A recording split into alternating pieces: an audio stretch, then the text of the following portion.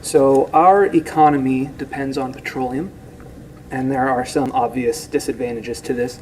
The first being that it's finite in supply, that there can be some disruptions to our energy security if there's any disruptions in the supply line, and that accessing some of the future supplies, since we've used a lot of the easily obtained ones, poses some environmental risks. And lastly, we all know that burning them releases a lot of carbon dioxide and other gases into the atmosphere. So there are a lot of efforts to figure out alternative ways to meet our energy needs. Biofuels is one particularly attractive approach that obviously microbiologists look at. So in terms of the existing technologies, ethanol is by far the most mature in terms of the science, the business efforts in place, and the political considerations. Everyone's familiar with E10 and E15 fuels that are in the pumps that you probably filled your tanks up with earlier this morning. And those have already displaced a significant amount of our fuel needs in the past, and the plans to expand that displacement are significant, and they span, again, the academic, commercial, and political sectors. And those efforts continue to make great strides. However, there are some disadvantages associated with using ethanol, such as your presentation closing spontaneously. It's a well documented. That's pretty good, actually. Okay. All right.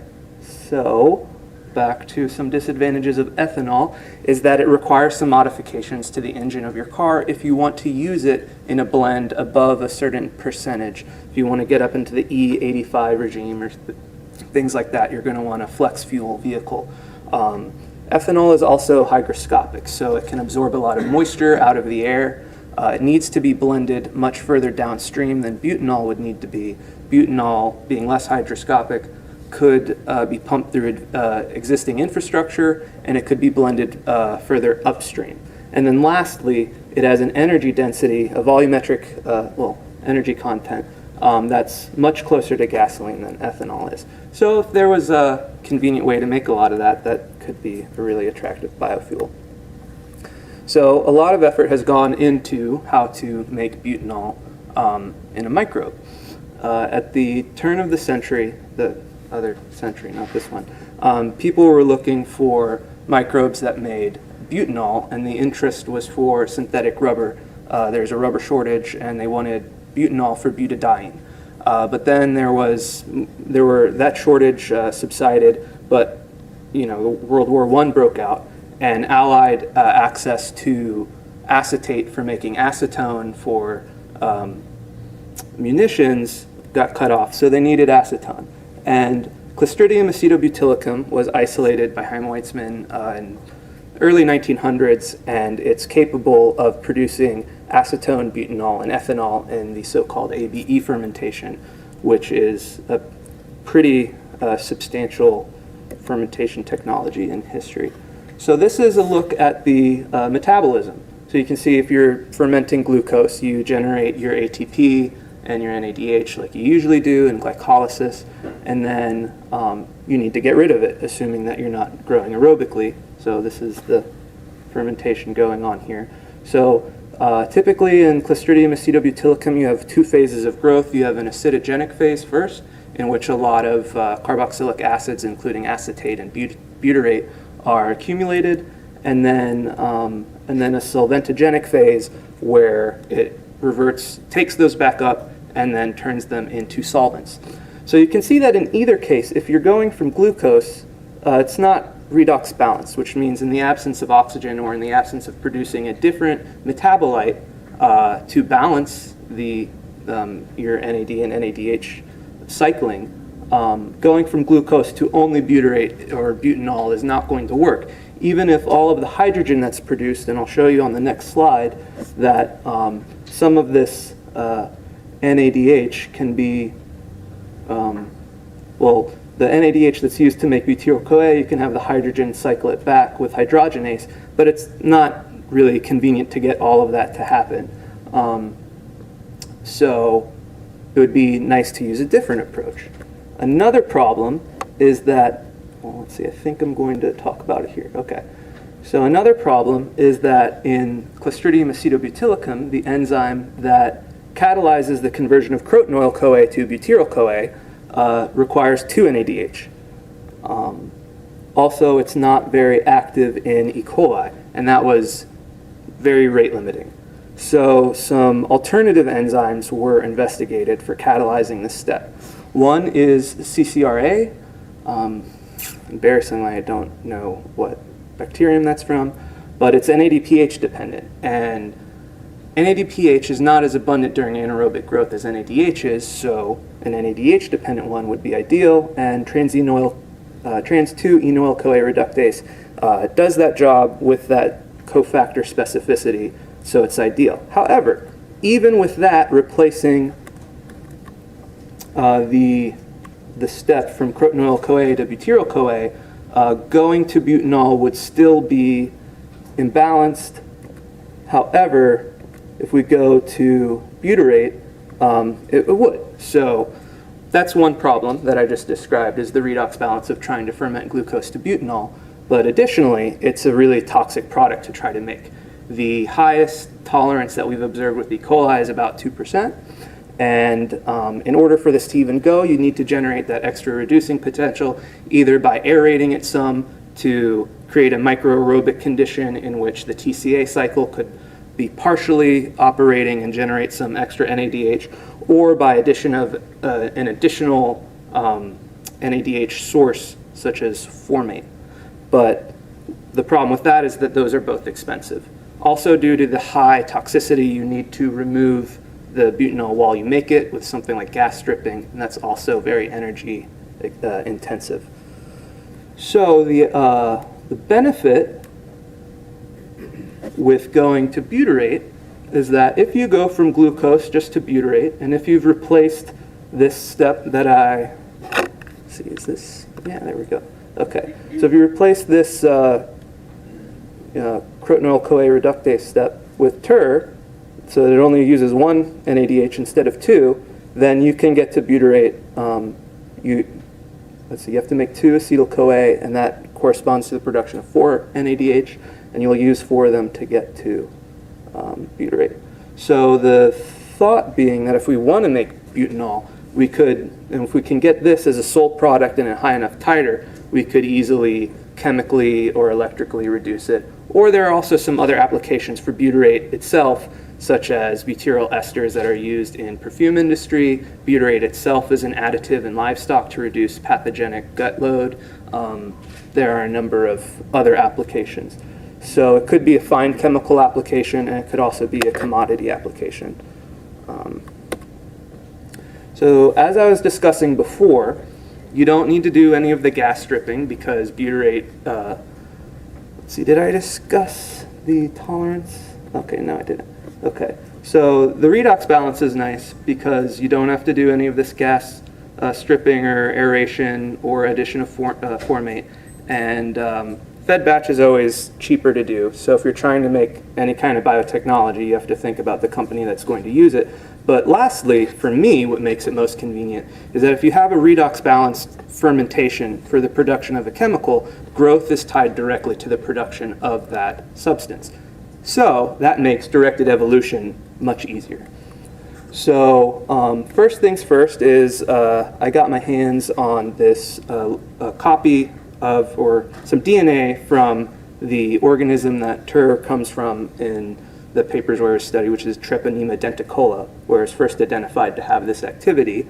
And we got a copy of the genome from somebody who works at UF, Dr. Kesavalou from the, I think it's oral microbiology department, I'm not sure. But regardless, I cloned it and sequenced it. It had several silent nucleic acid mutations, but 2 amino acid mutations.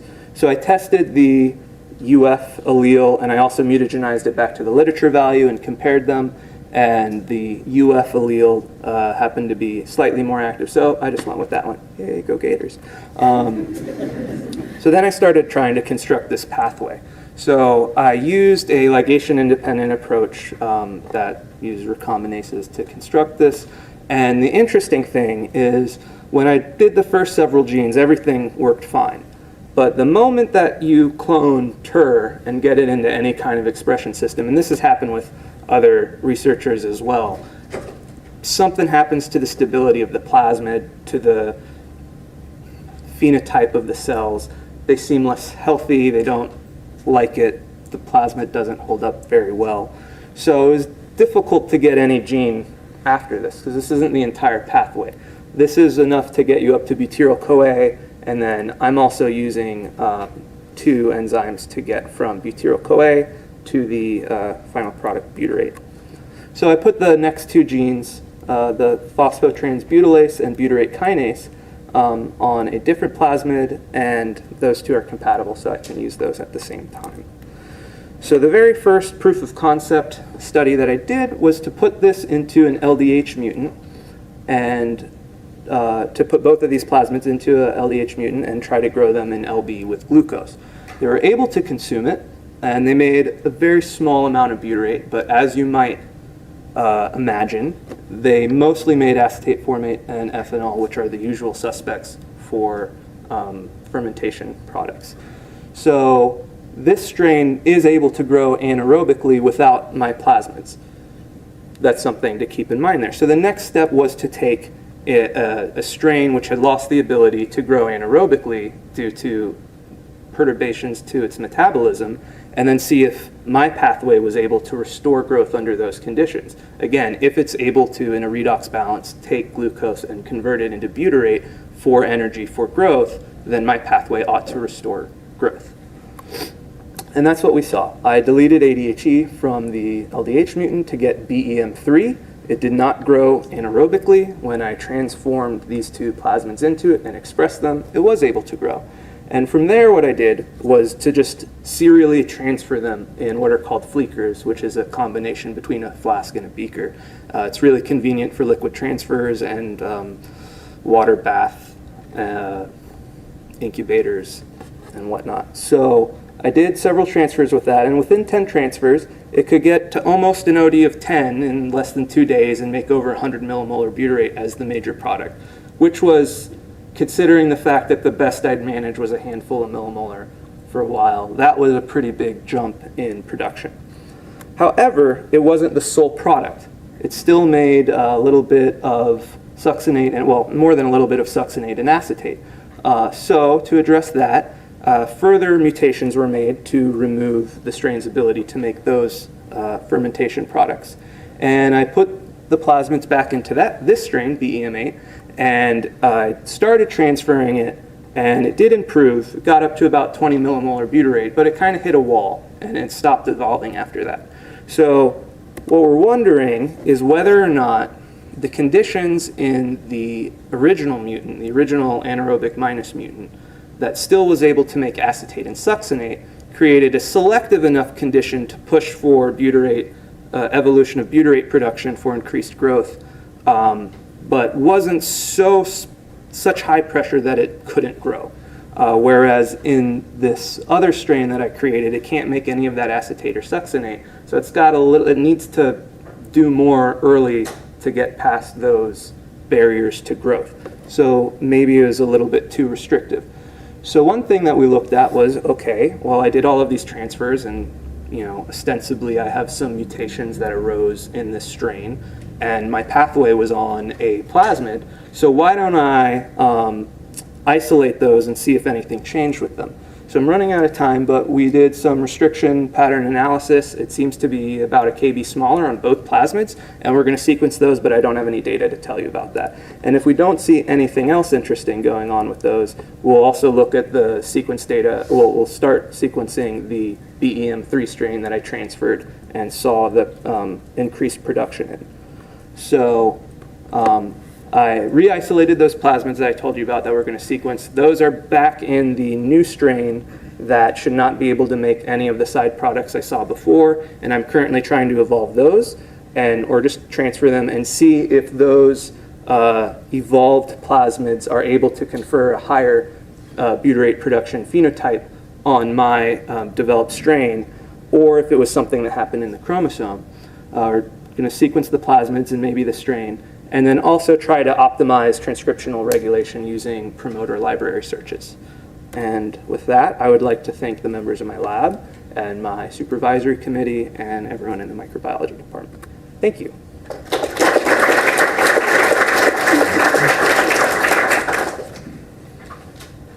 Are some of the products inhibitory in your transfer?